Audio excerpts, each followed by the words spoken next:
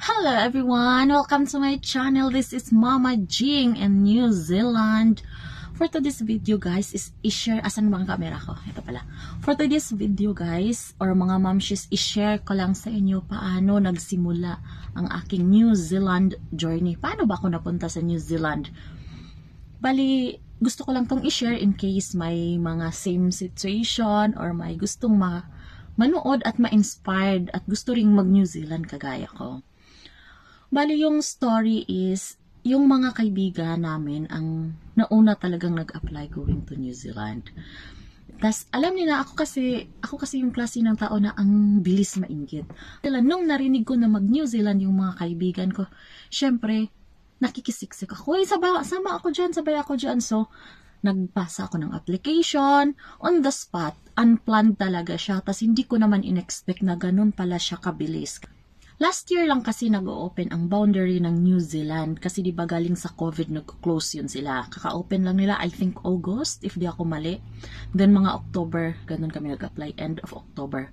Wala talaga yun sa plano at ng time na yun, active pa ang contract ko sa Saudi Arabia. Alam nyo naman sa Saudi Arabia, hindi basta-basta bibitaw sa mga kontrata natin kasi ang laki ng babayaran. Kasi that time, August kakarinyo ko lang ng aking ikama or yung residence ID card sa Saudi Arabia. At mahal ang ikama na yon. Although sagot siya ng company, pero pag hindi mo siya tatapusin, babayaran mo yung the rest of the month kung kailan ka aalis. So ilang month pa lang nagamit yung aking residence ID card at aalis na ako. So therefore, alams na, ang laki talaga ng binayaran ko, makaalis lang sa company, makapag-resign lang. Kasi akala ko naman, kung mag-a-apply is matagal ang processing. Aabot siya ng 3 months, 5 months, yung iba nga kapag nag-a-apply sa ibang bansa, aabot ng year, ganon. Yung sa amin is, napaka-soft ng application namin. Online application, end of October, in-interview, nag-send kami this day, maybe after 3 days, in-interview kami agad ng company at hinire kami. After nun, pina-apply na nila kami ng visa. So, mga November, start na kami nag-process, apply agad ng visa.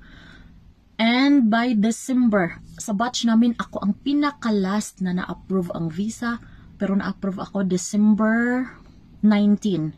December 19, approve ang aking visa. So, isipin mo, November, tapos December agad approve. So, agad-agad nag-resign. Hindi na nakapag 3 months ata yung notice dapat.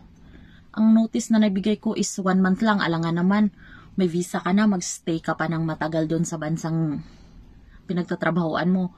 Hindi mo naman alam, baka hindi ka nahihintayin sa bagong papasukin mo. So, ang ginawa ko is sugal talaga. Sinugal ko, maubos yung benefits ko sa kakabayad ng mga atraso ko dahil sa pag-resign ko. Then, inisip ko kasi baka pag bitawan ko yung chance na yun, baka wala na siya. Baka kung kailan ako available, hindi na magiging available yung work na yun para New Zealand. Sayang naman. Kasi alam ko marami ang nagdi-dream na makapunta sa bansang to.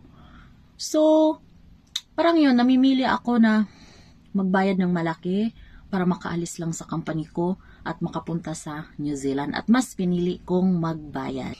Kaya ayun, I'm so thankful na na-approve yung aking visa at pinili ko ang desisyon na yon. Siyempre, malaking adjustment siya. Kasi parang yung Saudi Arabia kasi is naging comfort zone ko na kasi matagal na ako doon, alam ko na gumalaw doon. At yung pagpunta ko ng New Zealand, ang layo ng biyahe, may mga 2 connecting flight ako, tapos mag-isa lang ako. Yun talaga ang pinakakatakot ko. Kasi first time ko, tapos mag-isa lang ako. Kaya ayun, nilakasan ko talaga ang loob ko. Sabi ko, andyan na ako eh. Nalagpasan ko na yung immigration, yung application of visa. Na-approve na ako, may visa na ako. Kaya nilakasan ko ng loob ko magbiyahe mag-isa at hinarap ang hamon ng buhay dito sa New Zealand na ang lamig-lamig, napakalamig na bansa.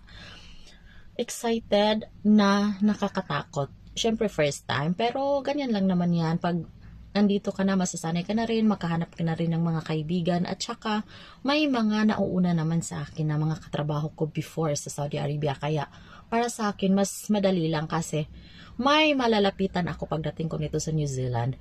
Ang nahihirapan lang ako is sa Queenstown kasi ako nagwo-work. Talaga ang Queenstown, murag overpopulated or marami siyang mga tourist, kaya puno talaga yung mga accommodation, mga room rental, ganun. Mahirapan ka talaga maghanap ng bahay dito. Simula nung dumating ako ng December hanggang ngayon yun, at yun pa rin ang issue pagdating sa New Zealand. Mahirap makahanap ng bahay or kwarto man lang na marirentahan.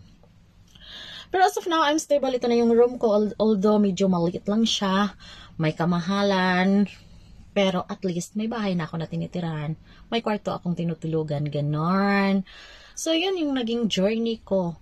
Yun ang kwento sa likod ng aking pag-New Zealand. Sa mga baguhan sa aking channel, please subscribe, and para next time na may upload ako, makita nyo naman. Para may manunood naman sa video ko. Thank you for watching. For any question, feel free to comment down.